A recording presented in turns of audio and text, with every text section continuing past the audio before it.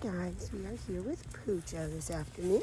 We are taking a walk around her apartment complex right now, just getting some work in on her home turf, making sure she's comfortable with healing, passing distractions, and all the scents and everything of her apartment. So she's doing a great job so far. She is definitely starting to learn to kind of focus and not be as distracted by other things. Her heel is getting a lot better. When she first came back to me, she was pretty much just back to just pulling on the underleash, kind of doing her thing. So we've made sure that she really understands that we only move forward when there's this loose leash. And then we have the leash to use as a communication tool to either say, pay attention or calm down. All right, so that's calm down. Okay, yep. And then this would be pay attention. Good girl. Good job, Pucho. All right, so as soon as she starts to pass you is when you want to give her not so much a correction, but you want to give her something to do to follow you rather than just saying, no, you're doing it wrong, and just continuously using pops, right? So if you have to use more than 2 pops, 3 at max, then you need to start doing something else, whether it be a calm down, which is we stop moving, we hold steady tension straight up and down until her butt hits the ground. And then as soon as butt hits ground, pressure releases on the leash. We just drop our arm.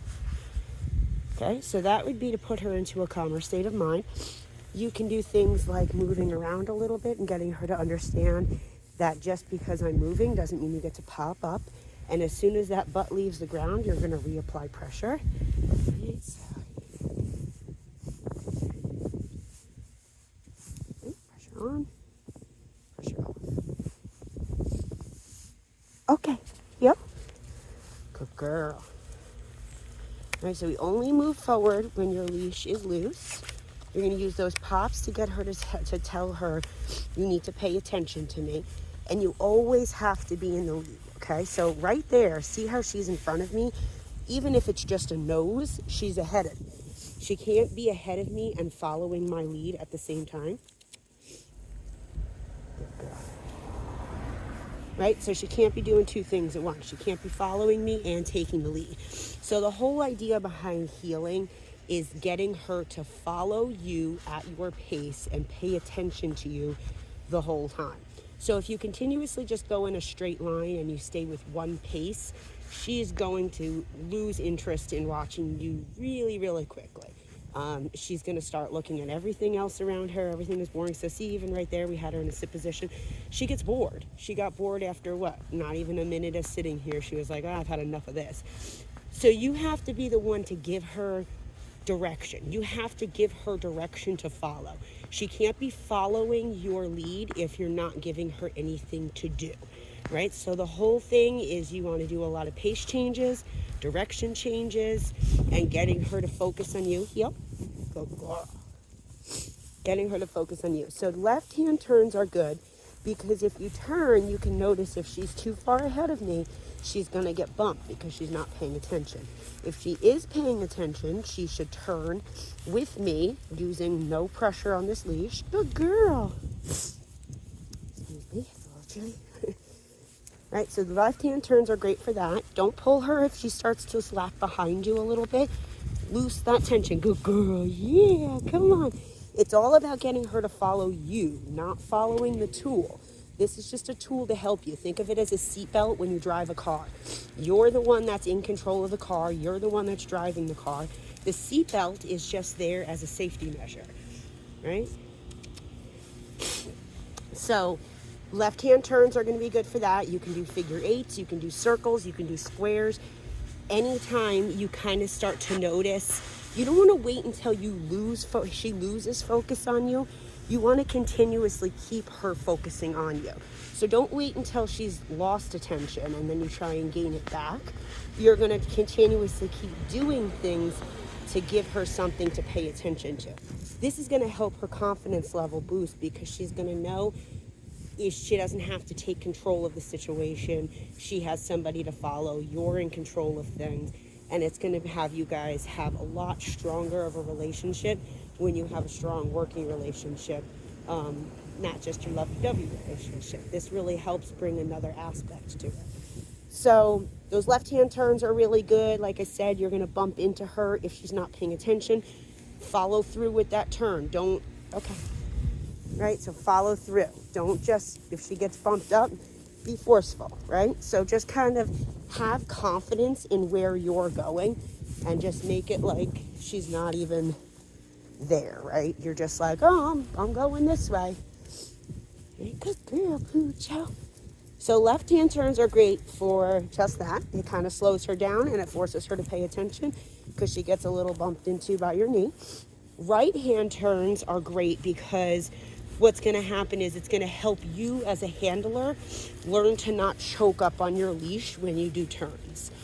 So what happens a lot of the time when people do a right-hand turn is they want to close their fist on their slip lead like this, and then what happens is you start to pull her around turns. You can't do that though, because pressure now means go into this position,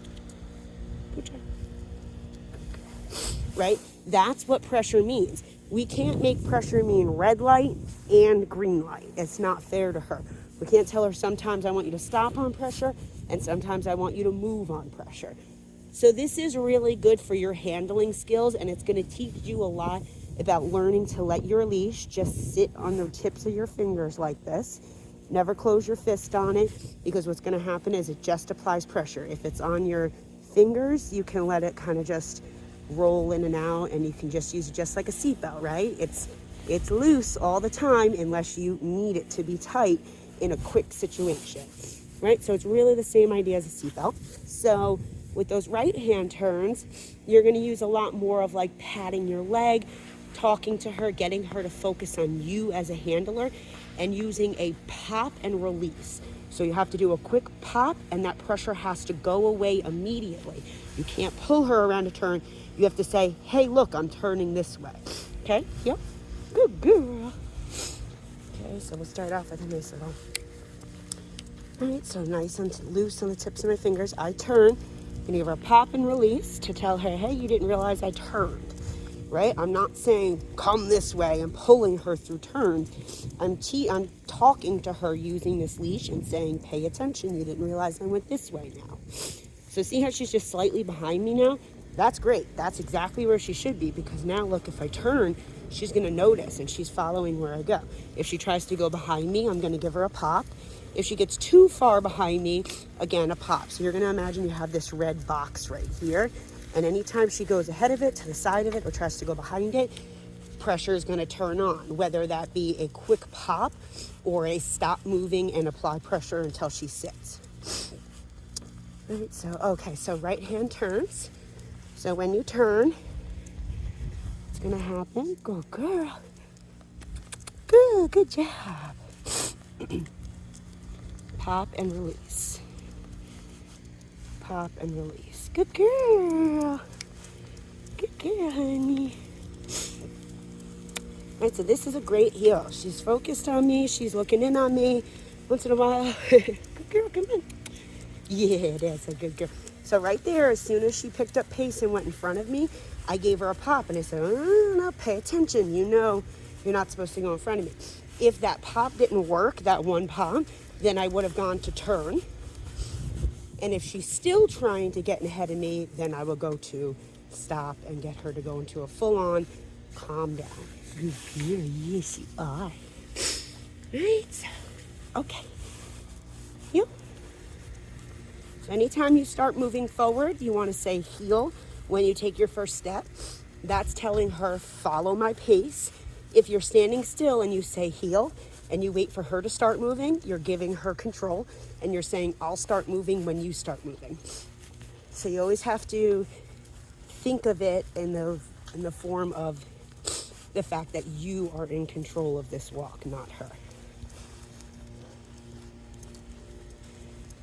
Good girl.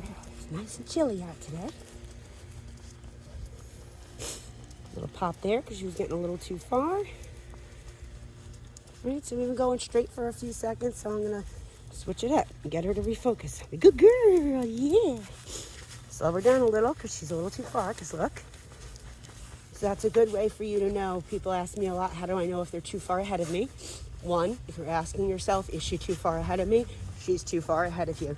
You should never even wonder if she's too far or not. If you feel like she is, she is.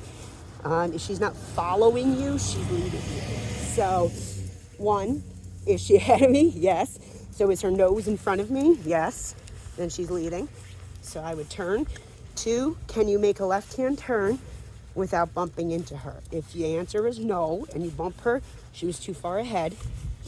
If the answer is yes and she turns with you, good girl, yeah. And that was a good heel. So all in all, she's doing a great job. We're going to take another lap around together, do a few more stops, sit days, stuff like that. But all in all, she's doing a great job. So we'll be back with more of Miss Pucho.